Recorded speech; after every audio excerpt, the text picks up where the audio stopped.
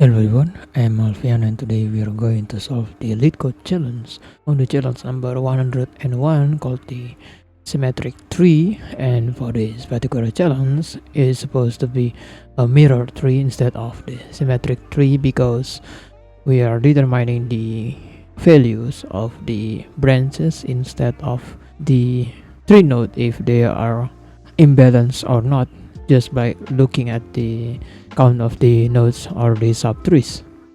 And the description says, given the root of a binary tree, check whether it is a mirror of itself, for example symmetric around its center. Okay, so for the example 1 right here, which is the parent tree of the 1 and the node of 2, which is the left node, which is 2, and also the right node of 1, which is 2, and also on each of the sub nodes there are, on the left side of the node 2 right here, we have the left property of 3 and the right property of 4, and also on the, if you notice on the 2 right here, we have the left property of 4 and the right property of 3. If you notice that it is a mirror between one another, for the node 3 right here, which from the farthest left it is paired with the farthest right of the nodes, and the near side of the mirror will be mirrored to one another and the output will be true. And for the example number 2 right here, we have the node 1, which is the parent node, and let me mark this with the blue color, and we have both nodes which is considered true because they are both pointing.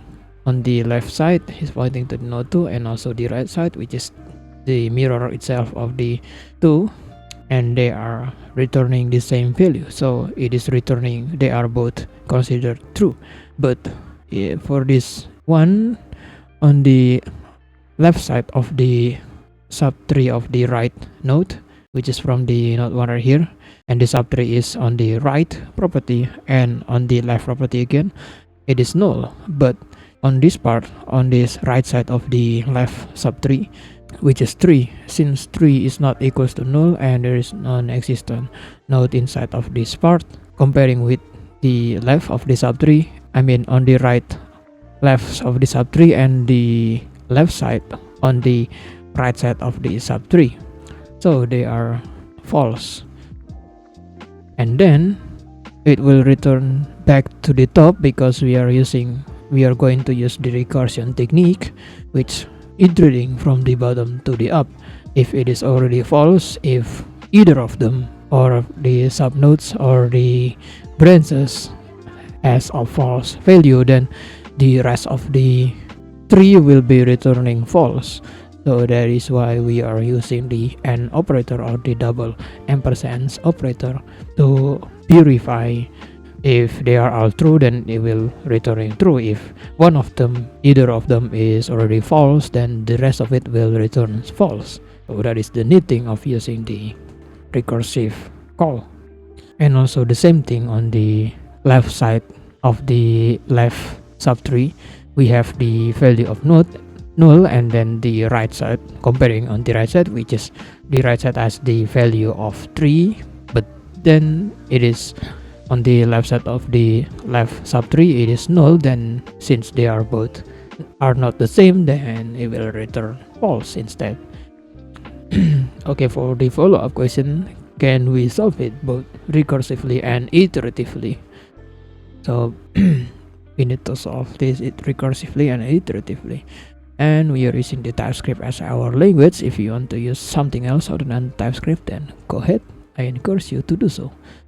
Okay, so for the symmetric function, we have only one parameter, which is named root, and it is possible to be either a 3-node class or null, and then the returning value or the returning data type is expected to be a boolean value, which is either true or false. And we need to add an edge case to check if the root is null, denoting by the exclamation mark in front of the variable or the parameter. If it is null, then we need to return false. I mean, it will return true because null value on the left, or the, let's say we are using the recursive call, and we are counting on the last element or the last tree node of the all of the branches. So they are both using the null, and of course on the for side right here, which is on the left and right side, is already null.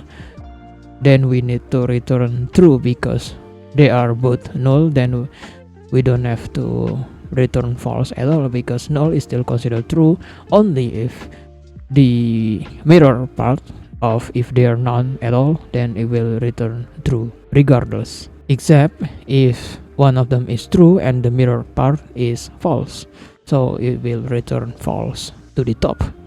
Okay, so let's continue our implementation.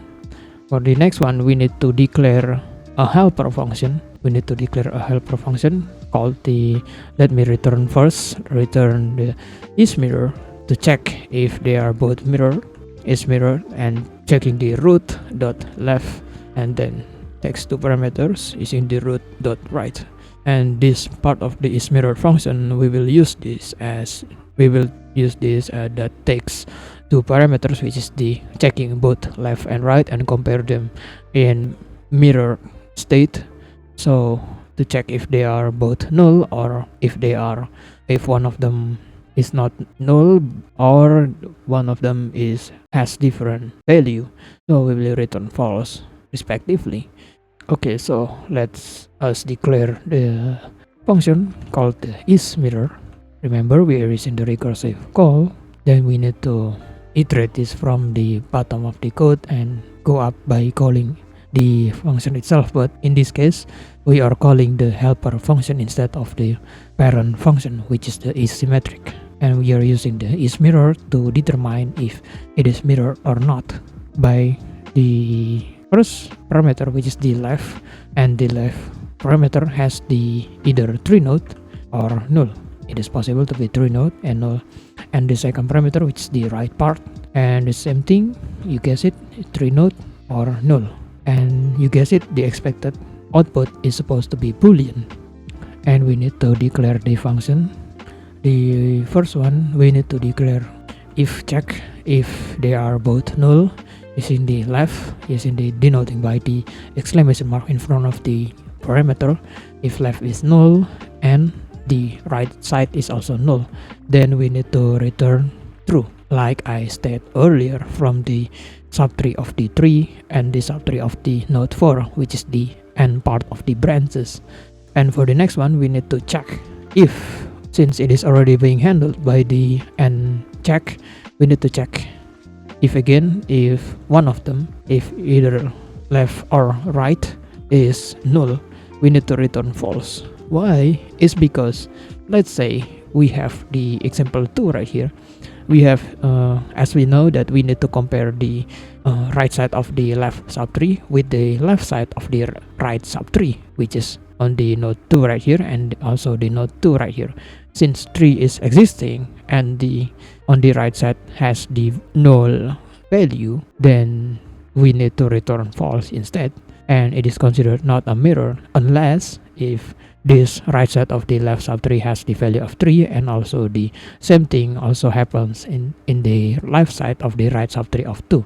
If it is also 3, then we need to return true, and also the same thing with the left side of the left subtree of 2. If it is as the value of 3, then on the right side of the right subtree of the 2 right here, then since it is also has the value of 3, then they are both need to be compared with the 3 and 3. Since they are both the same, then we need to return true. Okay, so for the next one, we need to add another check if the left side of the value, I am not using the exclamation mark, I'm sorry, is not equals to the right side of the value. If it is, then we need to return false. We also need to check if the value is not the same or null. And for the next one, we need to add a check using the constant are both, check if they are both mirror, to check using the is mirror. Calling the is mirror again is because why I'm using the constant variable and we are calling the function. It's because the isMirror function itself, we already defined that the isMirror function will expect either true or false by the boolean sign by the boolean data type after the colon sign.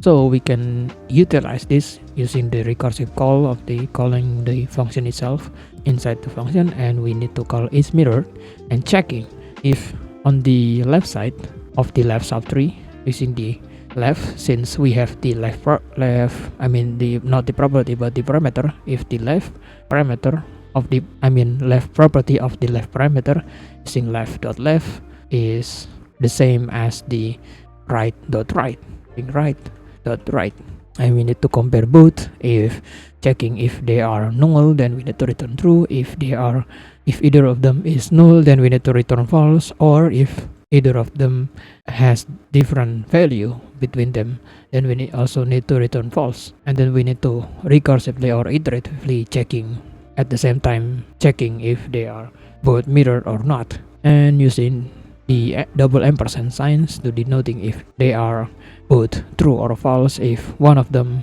is false, I'm going to use isMirror again, calling both left and right property of the right and left parameter respectively again.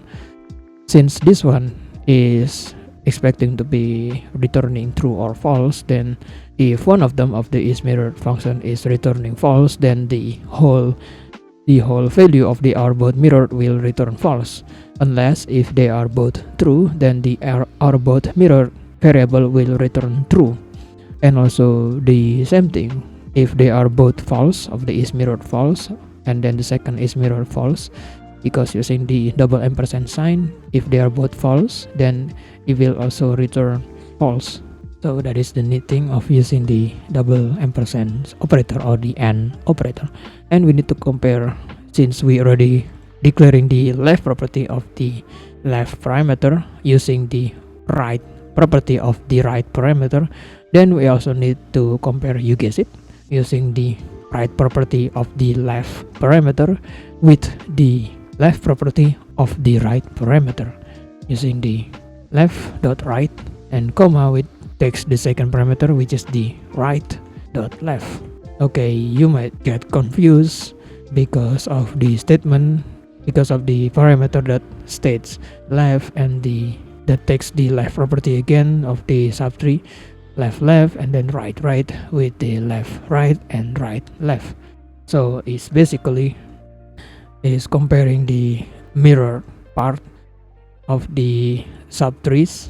The main thing is using the most farther part of the left side, most farther apart with the most farther apart of the right side, and then we need to compare again with the most nearest part of the mirror with the most nearest part of the right side of the mirror. If they are both true, then we need to return true. So that is the main principle of mirror subtree. Okay, so let's run this code to see if it works. And we have the wrong answer because we haven't returned the are both mirrored from the expected boolean value of the isMirror function, helper function. Then we need to return are both mirrored. Okay, as simple as that. Let's run this again to see if it works. And let's submit this code. Okay, so that's about it. I hope you understand my explanation. If you still don't understand, you can ask me in the comment section, or if you have any better solutions regarding this challenge, tell us what you think in the comment section. Thank you for watching the video. I hope you have a great day, and I will see you in the next video. Goodbye.